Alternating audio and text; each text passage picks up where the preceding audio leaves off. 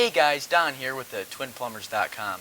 We're going to go over a question that's asked of us a lot is, how do I replace my shutoff valve, or how do I replace that angle valve underneath my sink?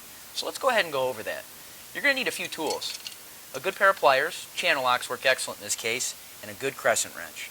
Also maybe a small little bucket or pail, or a rag, to catch any residual water underneath that valve.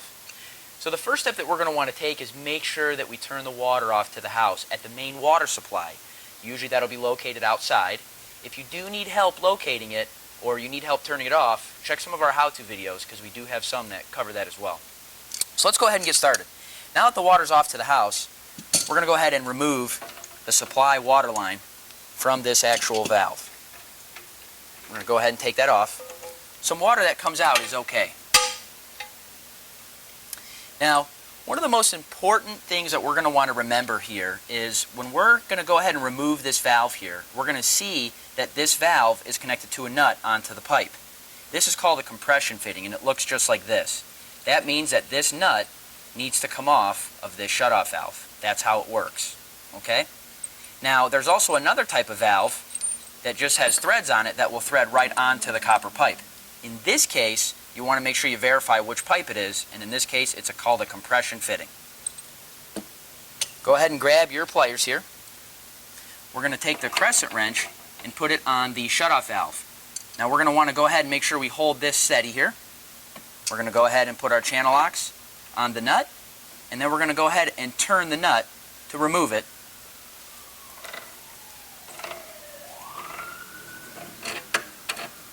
Alright. Okay, we got that off here. Use your bucket to catch any of the water.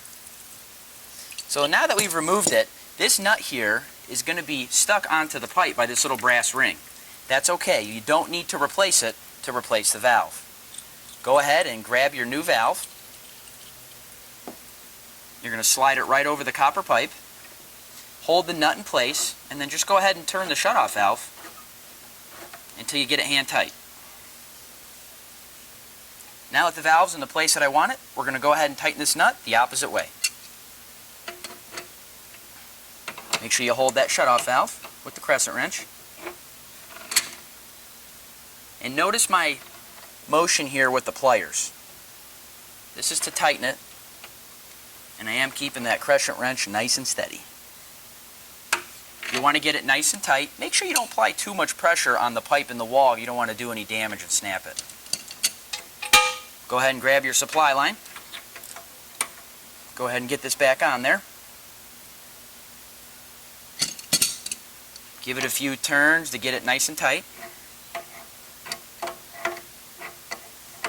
Once it's on there nice and tight, you can go ahead and turn the water back onto your home. Once you have the water back onto your home, you can go ahead and test the valve to be sure for a leak-free operation.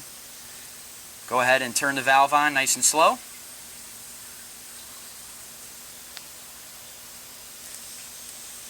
Alright, as we can see here, no leaks, and it's all working well.